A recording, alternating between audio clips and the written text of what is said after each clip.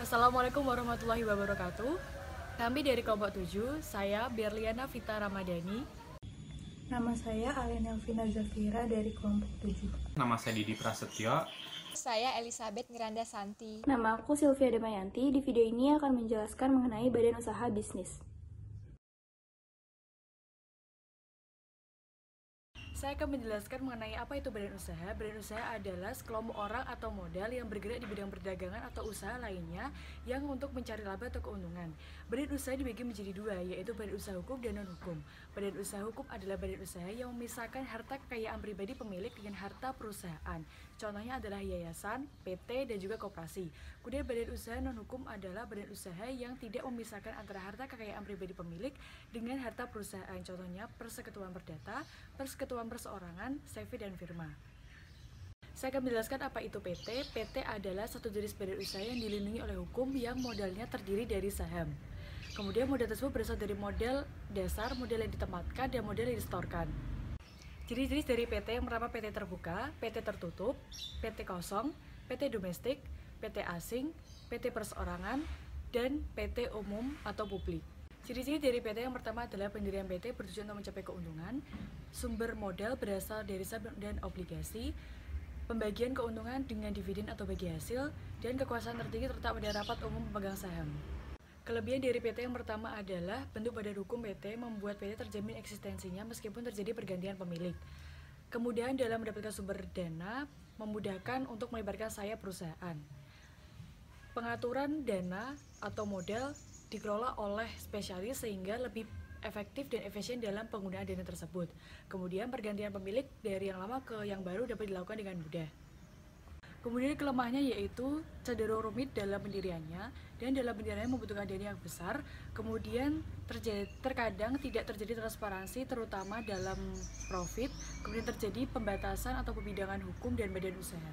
Selanjutnya ada yayasan. Yayasan merupakan salah satu entitas non-pemerintah yang berdiri sebagai perusahaan nirlaba atau kepercayaan amal dengan tujuan utama membuat suatu hibah suatu organisasi terkait, individu atau lembaga untuk pendidikan, kemanusiaan, keagamaan, atau tujuan lain. Di Indonesia diatur dalam UU nomor 16 tahun 2001 dan UU nomor 28 tahun 2004.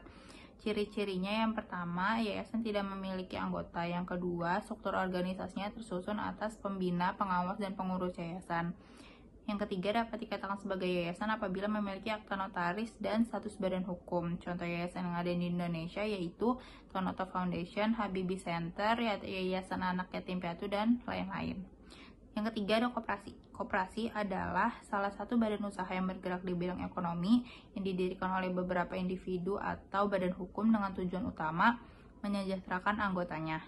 Di Indonesia diatur dalam UU nomor 17 tahun 2012 yang merupakan pembaruan dari UU nomor 25 tahun 1992 tentang perkoperasian. Prinsip dari koperasi yang pertama, anggotanya bersifat terbuka dan sukarela, yang kedua bersifat demokratis, dan yang ketiga badan usaha yang otonom dan independen. Kelebihan dari koperasi yang pertama, koperasi menggerakkan anggotanya dengan kerjasama. Yang kedua, mengutamakan pelayanan kepada anggota dan masyarakat di sekitarnya sehingga lebih terjamin. Contoh badan usaha non-hukum. Yang pertama ada firma. Firma adalah suatu persekutuan antara dua orang atau lebih yang menjalankan badan usaha dengan nama bersama, dengan tujuan membagi hasil dari persekutuan tersebut. Dalam pendirian firma, terdiri atas dua orang atau lebih yang sudah saling mengenal dan saling mempercayai. Dalam pendirian firma, semua anggota memiliki tanggung jawab yang sama dan menyerahkan kekayaan pribadi. Jika mengalami kegagalan atau kerugian, semua anggota wajib bertanggung jawab dan menyerahkan kekayaan pribadi. Contoh firma di Indonesia yaitu ada firma Punggudi Luhur, firma Sumber Rezeki, firma Multimarketing, firma Indo Electricity, dan firma Bangun Jaya, dan masih banyak lagi. Yang kedua ada CV atau Commanditaire Finance Cup atau persekutuan komanditer, yaitu salah satu badan usaha persekutuan yang belum memiliki badan hukum. Dalam pendirian CV yaitu dengan menggunakan akta dan juga harus didaftarkan. CV merupakan badan usaha yang terdiri atas dua anggota atau lebih, yang dimana sebagian anggota memiliki tanggung jawab tak terbatas dan sebagian anggota memiliki tanggung jawab terbatas. Para pemilik modal CV dibedakan menjadi dua, yaitu sekutu aktif atau komplementer dan sekutu pasif, yaitu komanditer. Sekutu aktif yaitu anggota yang aktif dalam mengelola perusahaan, sedangkan sekutu pasif adalah merupakan suatu anggota yang menanamkan modal saja.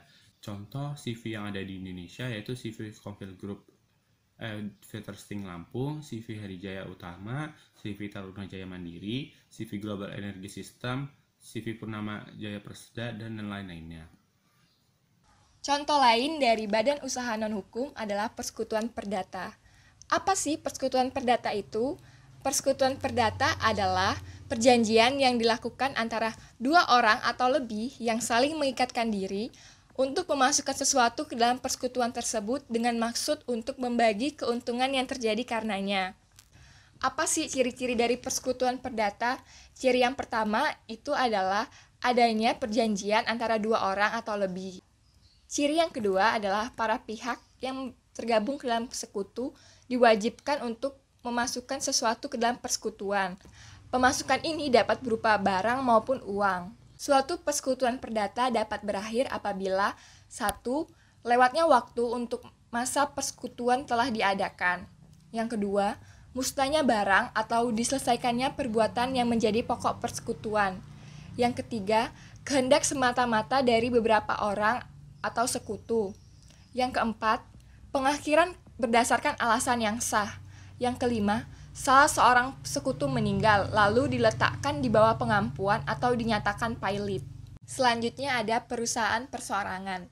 Perusahaan perseorangan adalah badan usaha yang kepemilikannya dipegang oleh satu orang, yaitu pemilik itu sendiri. Karakteristik dari perusahaan perseorangan yang pertama adalah aset perusahaan hanya dimiliki oleh satu orang. Yang kedua, pemilik bertanggung jawab secara penuh atas hutang perusahaan. Contoh dari perusahaan perseorangan itu ada perusahaan dagang atau usaha dagang. Keuntungan dari perusahaan perseorangan yang pertama adalah laba hanya untuk perusahaan perseorangan. Yang kedua adalah pengendalian seutuhnya. Karena pemilik dari perusahaan perseorangan hanya satu orang, sehingga dalam pengambilan keputusannya tidak akan terjadi konflik. Kekurangan dari perusahaan perseorangan yang pertama, pengusaha perseorangan bertanggung jawab secara pribadi terhadap kerugian. Yang kedua, dana terbatas. Ya, di sini aku akan menjelaskan perbedaan perusahaan yang berbadan hukum dengan perusahaan yang bukan berbadan hukum. Pertama, aku akan menjelaskan perusahaan yang berbadan hukum. Jadi dalam perusahaan yang berbadan hukum itu yang menjadi subjek hukumnya di sini ialah perusahaan itu sendiri, karena ia telah menjadi badan hukum yang juga termasuk subjek hukum di samping manusia.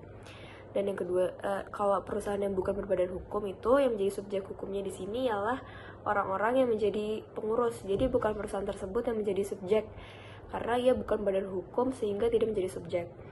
Terus yang kedua itu pada perusahaan badan hukum, harta kekayaan perusahaan terpisah dari harta kekayaan pribadi para pengurus atau anggota. Akibatnya kalau perusahaannya pailit, yang terkena sita hanya harta perusahaannya saja. Harta pribadi pengurus atau anggotanya tetap bebas dari sitaan. Sedangkan pada perusahaan tidak berbadan hukum, harta perusahaan jadi satu dengan harta pribadi pengurus atau anggotanya. Akibatnya kalau perusahaannya pailit, harta pribadi pengurus atau anggotanya ikut tersita selain menyita harta perusahaannya. Yang termasuk perusahaan yang berbadan hukum itu, yang pertama itu ada PT atau perseroan terbatas, yang kedua itu ada PN atau perusahaan negara, yang ketiga itu ada PD atau perusahaan daerah, yang keempat itu ada perseroan. Sedangkan bentuk perusahaan yang bukan berbadan hukum, yang pertama itu ada persekutuan perdata, yang kedua itu ada firma, dan yang ketiga ada CV. Sekian yang dapat kelompok kami sampaikan, semoga bermanfaat dan jangan lupa like dan share ya.